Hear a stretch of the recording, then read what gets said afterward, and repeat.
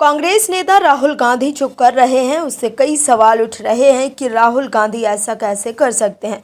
राहुल गांधी विदेश जाकर भारत को बदनाम करने वाला बयान दे रहे हैं, लेकिन इस बार जो हुआ है जिससे सब चौंक गए हैं। दर्शकों, जो डर था वही हो रहा है।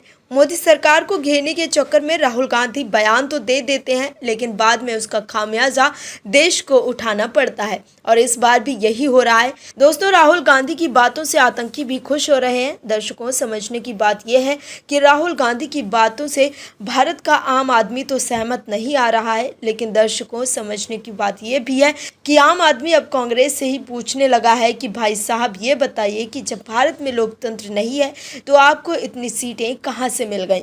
आपकी सीटें ऐसे कैसे बढ़ गई? बिना लोकतंत्र के ही आपको नेता प्रतिपक्ष की कुर्सी कैसे मिल गई? आपको समझने की ये भी ज़रूरत है कि अगर यहाँ पर तानाशाही होती तो कभी राहुल गांधी का पासपोर्ट क्लियर होता, लेकिन सब हो रहा है, लेकिन राहुल को कुछ नहीं दिख रहा है।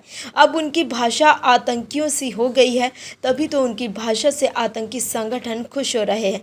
क्या है पूरी खबर, बताते हैं आपको।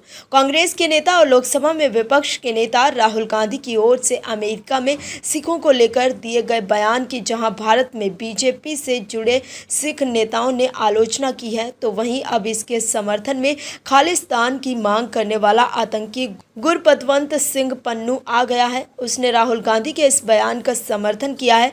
गुरपतवंत सिंह पन्नू ने राहुल गांधी के बयान को सही ठहराते हुए कहा कि राहुल ने काफ़ी बोल्ड स्टेटमेंट दिया है। उनका ये बयान सिख फॉर जस्टिस के अलग खालिस्तान देश की मांग को जस्टिफाई करता है। पन्नू ने कहा कि भारत में सिखों की हालत पर राहुल गांधी ने जो बयान दिया है वो न केवल साहसिक है, बल्कि 1947 के बाद से भारत में सिखों पर हो रहे अत्याचार को दिखाता है। ये पंजाब की आबादी के लिहाज से सिख फॉर जस्टिस के रुख की भी पुष्टि करता है। बता दें कि आतंकी गुरपतवंत सिंह पन्नू अलग खालिस्तान देश की मांग को लेकर लंबे समय से विदेश में प्रोपेगेंडा चला रहा है। एजेंसियों के मुताबिक पन्नू पाकिस्तानी खुफिया एजेंसी ISI के एजेंडे के तहत काम करता है। भारत में भी पन्नू ने अलग खालिस्तान देश की मांग को लेकर रेफरेंडम चलाने की कोशिश की थी, जिसको लेकर मुकदमा दर्ज किया गया था। पन्नू के खिलाफ NIA ने भी केस दर्ज कर रखा है। राहुल गांधी ने वर्जीनिया में भारतीय मूल के लोगों को संबोधित करते हुए कहा था कि सबसे पहले आपको ये समझना होगा कि लड़ाई किस बारे में है।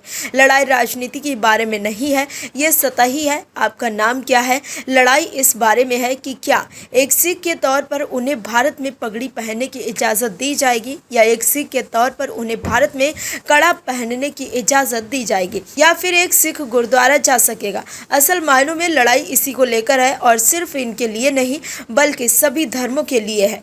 वहीं पन्नू के बयान के बाद राहुल पर निशाना साधते हुए बीजेपी नेता अमित मालवीय ने एक्स पर लिखा है कि यह अभूतपूर्व है। प्रतिबंधित खालिस्तान आतंकवादी समूह फॉर जस्टिस ने अमेरिका में सिख समुदाय पर राहुल गांधी की गलत जानकारी वाली टिप्पणियों का समर्थन किया है।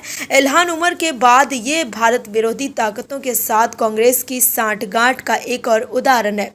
कांग्रेस और राहुल गांधी वास्तव में भारत के खिलाफ हैं। वे भारत के सामाजिक ताने बाने को नष्ट करने के लिए हर संभव प्रयास कर रहे हैं। तो देखा आपने कैसे राहुल गांधी के बयान की वजह से बवाल हो गया है।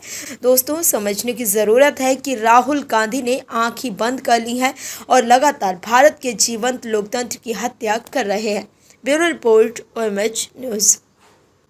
और भी वीडियोस देखने के लिए चैनल को सब्सक्राइब करें और बेल आइकन को दबाएं।